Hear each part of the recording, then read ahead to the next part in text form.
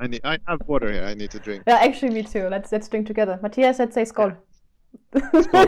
Skål. Man, it's like good enough. So you gotta be great, and I'ma do whatever it takes. Doing what I love for life, and I'll pay the price, and not stopping even if the shit kills me, even if it kills me.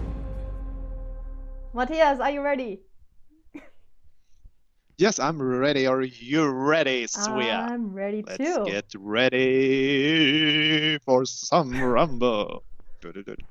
Welcome to episode number 7. And this, my friends, this is Mattias Gronborg here, and we have Svea on the other side of the camera or the computer. And yeah, this is my scaling up journey when entrepreneurship runs smack into reality. Welcome, everybody. So, do we have a topic? We have. I interrupt you again, as usual. Yes. I do that too. Yeah, we have a topic. So in the last episode, we talked about core values, and the ones of iGoMoon are be brave, stay crisp, and have fun. And I've just learned that actually at the end of every week at iGoMoon, you have a so-called self-inventory where you answer questions about yourself connected to these core values. Could you tell us what these questions are and how this works, the self-inventory? Yes. We basically we do like a self-inventory based on what we produced for customers, the agency, victories, and what we learned during the week. And we answer a couple of questions, and they are coming from the standpoint of our values. So the first question is that we should share something by being brave, and then we ask ourselves, what are we not proud of? What could we have done better? And then we have the stay crisp side of the culture code. And basically we answer what we learned, what did you learn?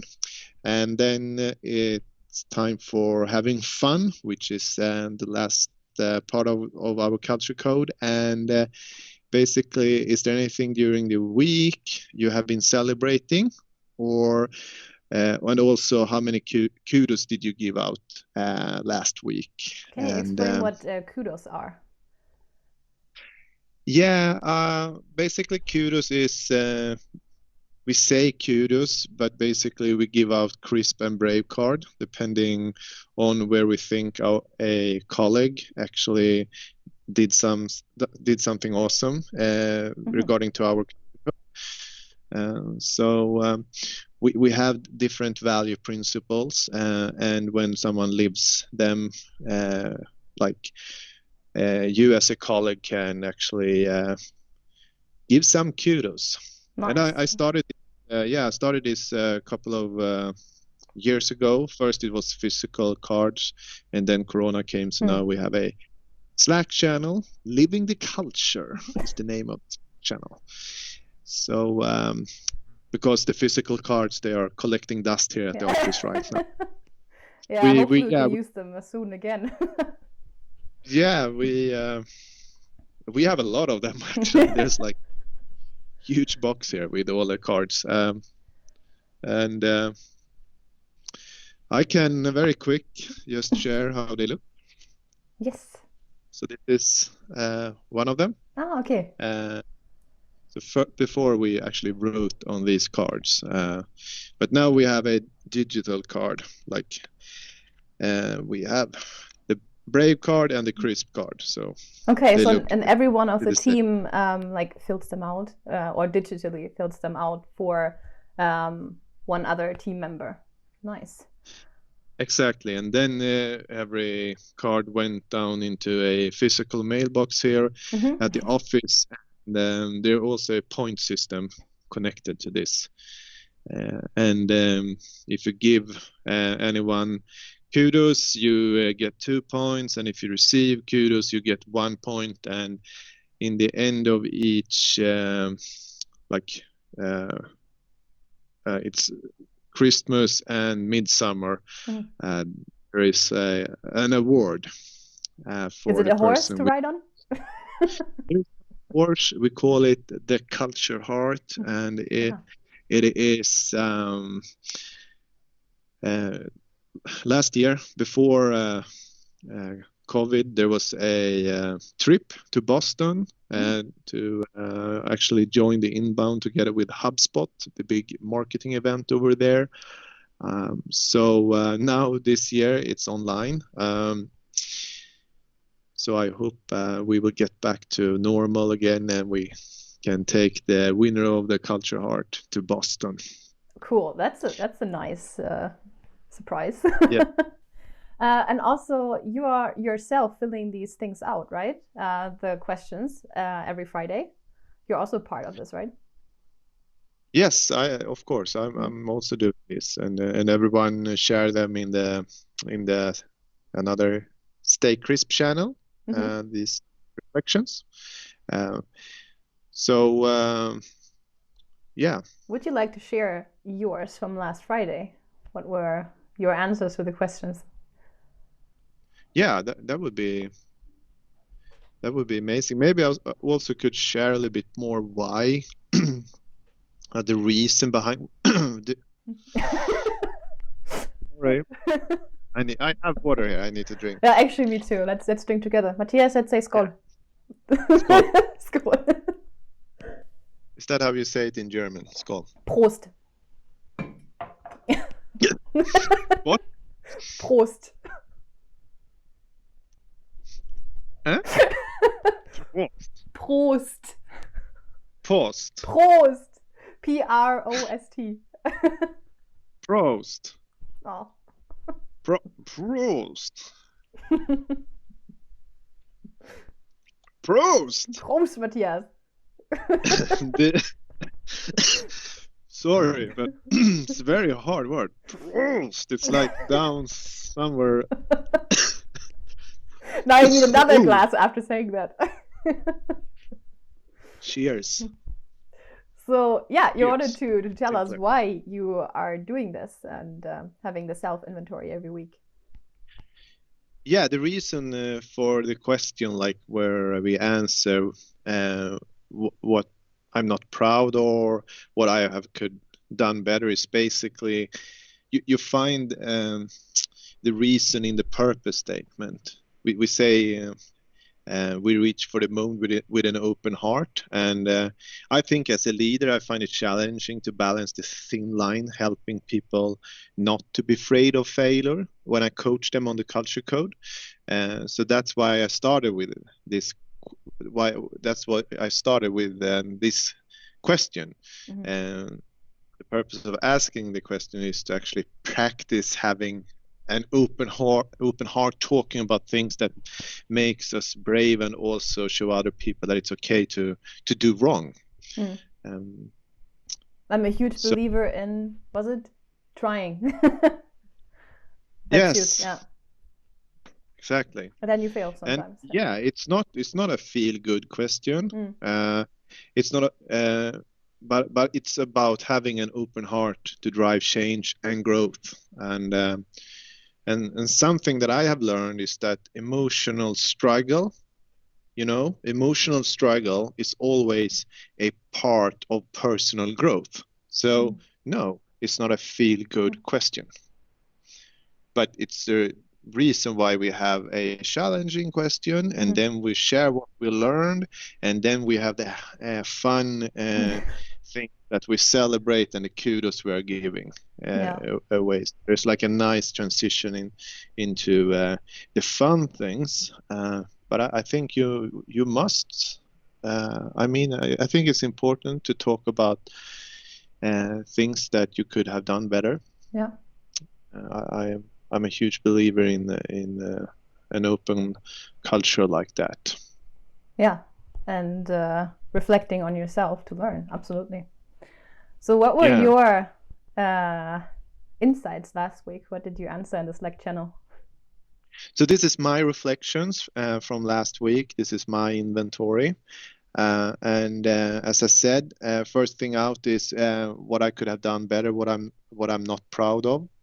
I'm not proud of how I lost focus on the bigger goals last year. And obvious. We haven't really had a clear goal as we had before COVID. Every year up to 2019, we always had a goal. Like we were aiming for the gazelle. We were like talking about what we needed to accomplish to go to Cape Town. But last year we got a little bit sidetracked. I don't know if it makes sense, Svea, but we started more talk about break even as a goal itself. And looking back, that's something I could have done better, for sure. I think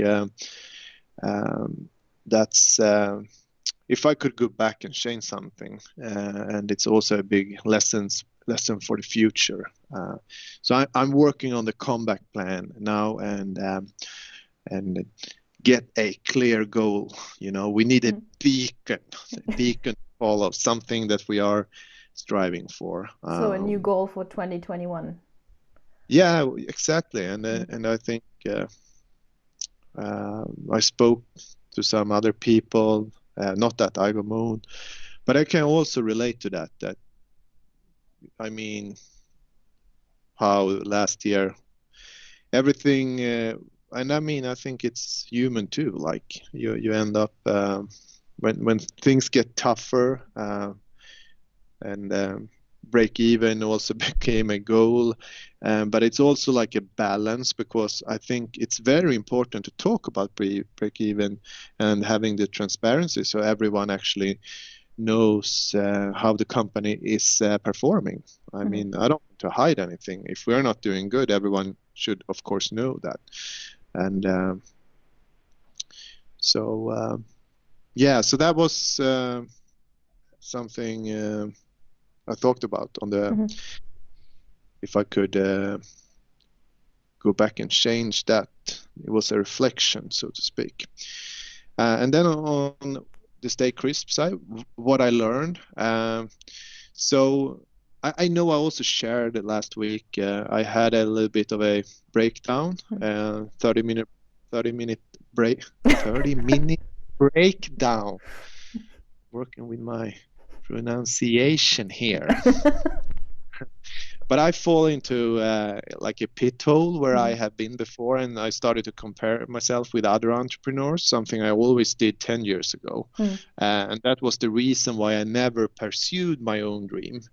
And in that foggy pit hole, I picked up the phone last week and talked to a person who got more entrepreneurship experience than me, and he told me that he has never basically seen a company our size having so many structures, process, as vision, values in place already. So my learning from last week is it's not what you look at that matters. It's what you see or not see. Makes sense. Yeah. And and last week I celebrated. We had our first webinar together with Vidyard, and I was also giving some kudos, Brave and Crisp card. Brave, that's I need to show. I also gave digital Brave cards to Frank, Camilla, and Henrik Stålhand. And I Steel said hand, Steel hand, because we have two Henriks. So one is steel hand, and what's the other? I translate their last name, so Steel hand and Field Stream. What is it? That's an internal thing. Yeah, I understand. Yeah. Yeah, I think it would be nice to start the Mondays with this, with you sharing your thoughts that you had on the Friday before when you were answering the self-inventory. I think that's very valuable. Do you have something to add here, or some takeaway from this episode, or from the learnings you've had? The takeaway from this episode is that I think never compare yourself with someone else, because I mean, everyone has different starting points and resources and abilities. I think it's the most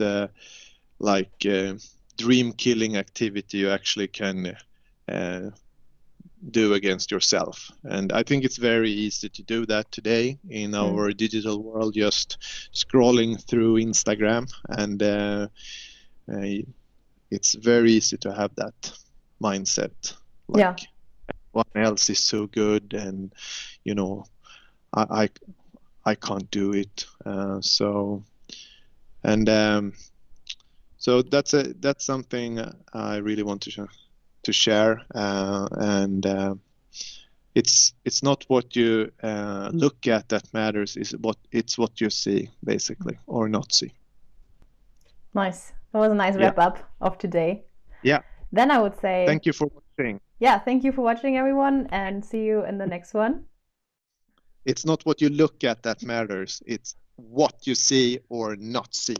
Thanks for watching episode 7. My name is Mattias Gronborg, or Gronborg as we say in English, and you are Svea Landshow. Bye-bye. Cut.